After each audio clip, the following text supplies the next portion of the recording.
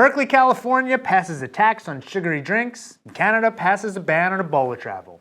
Neither will work. This is Healthcare Triage News.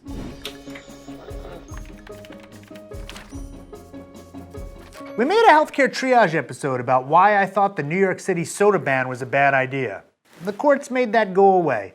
But recently, voters in Berkeley, California voted for a pretty big soda tax instead. How much? 1 cent per ounce. And it's not just on soda.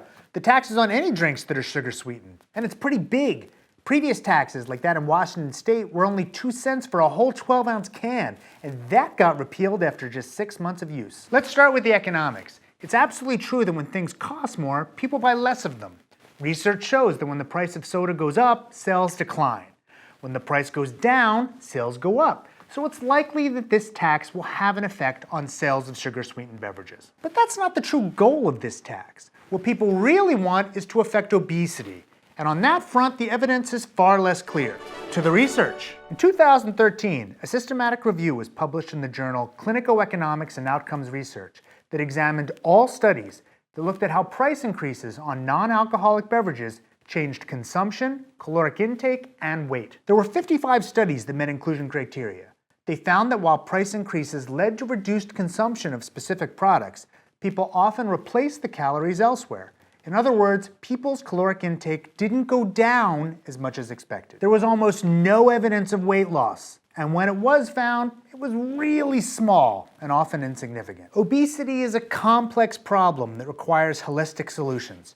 I understand the desire to target scapegoats, and it's hard to defend sugar-sweetened beverages, but it's unlikely that this policy is going to work as desired. And not 3 weeks after we talked about why a travel ban was a terrible idea to control the Ebola epidemic, Canada went ahead and enacted a travel ban. Really, Canada? Don't you watch Healthcare Triage News? And don't smirk too much, Australia, because they were only following your lead.